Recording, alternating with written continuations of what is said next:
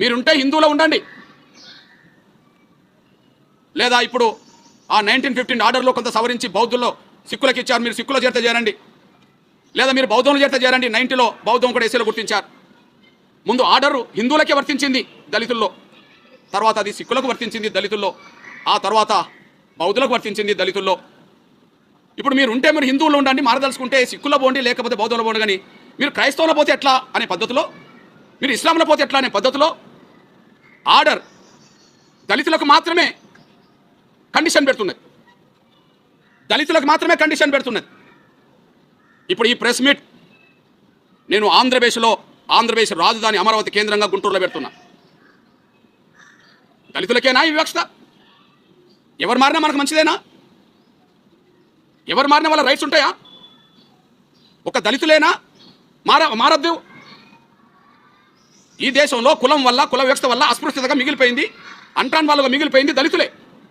ఈ కుల వ్యవస్థలో ఎక్కువ బాధితులు దళితులే. కానీ ఆ దళితులు బాధితులు వాళ్ళు ఎటుపోవద్దు, పడితే పడి ఉండండి. కానీ మిగిలిన వాళ్ళు ఎటుపోయినా మీ రైట్స్ ఉంటాయి, మిగిలిన వాళ్ళు ఎటుపోయినా రైట్స్ ఉంటాయి. నేను ఆంధ్రప్రదేశ్ గడ్డ నుంచి మాట్లాడుతున్నా.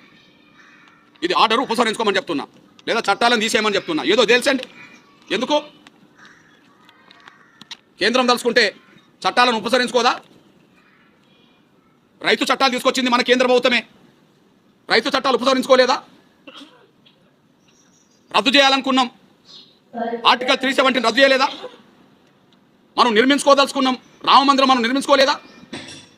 ప్రభుత్వం తలుచుకుంటే ఏదైనా చేయవచ్చు కదా, మెజార్టీ ఉన్నది కదా, సంపూర్ణ మెజార్టీ ఉన్నది కదా, పార్లమెంట్లో ఏదైనా చేయవచ్చు కదా. ఇక్కడ తెలుసు కదండి, ఇప్పుడు నేను ఆంధ్రప్రదేశ్ గడ్డ నుంచి మాట్లాడుతున్నా. సోదరులారా, ఈ రాష్ట్రంలో బీసీ రిజర్వేషన్ అమలు జరుగుతున్నాయి. ఎస్సీలకే కాదు కదా, ఈ రాష్ట్రంలో బీసీ రిజర్వేషన్ అమలు జరుగుతున్నాయి. ఇప్పుడు బీసీ రిజర్వేషన్లో ముస్లిం రిజర్వేషన్ అమలు చేయవచ్చునా? బీసీ రిజర్వేషన్లో ముస్లిం రిజర్వేషన్ అమలు చేయవచ్చునా? అరే,